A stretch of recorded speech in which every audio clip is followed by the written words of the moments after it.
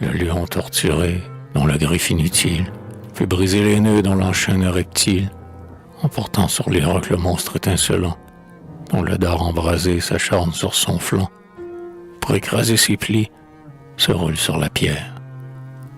Mais dégageant alors sa tête meurtrière, le serpent le retient dans un de ses anneaux.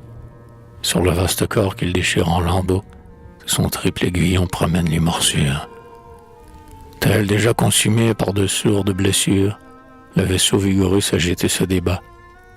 La flamme tortueuse, errante autour du mât, monte jusqu'à la vergue et court sur les antennes chercher le lin flottant de ses voiles hautaines.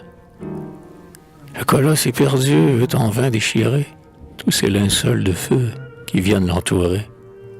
Le feu qui siffle et fuit de cordage en cordage, resserre à chaque instant le cercle de sa rage. Les pâles matelots qui se sentent mourir sur le pont embrasé ne savent que courir.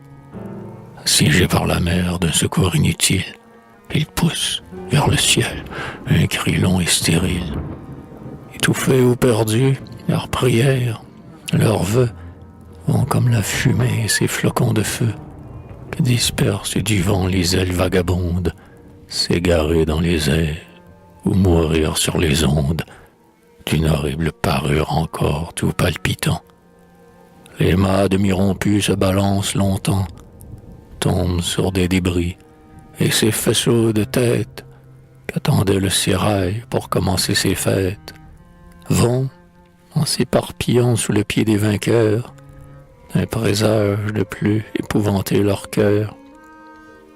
Assise sur les flots, la carène fumante d'un cercle flamboyant rougit l'onde écumante et ressemble de loin au roi brûlant désert qui descend tout ardent dans le gouffre des mers.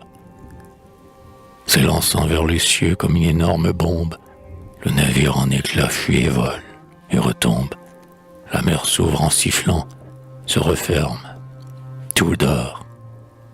Le bruit, le feu, les flots, les hommes, tout est mort. La scène du combat disparaît, s'efface, et le champ de bataille en dévore la trace. Sous le soc empressé de son léger vaisseau, Canary, sillonnant ce mobile tombeau, n'y voit déjà plus rien qui rappelle sa gloire. Il passe à toute voile à travers sa victoire, et va du Dieu qu'il sert, sollicitant l'appui, juré de vaincre encore pour la Grèce et pour lui.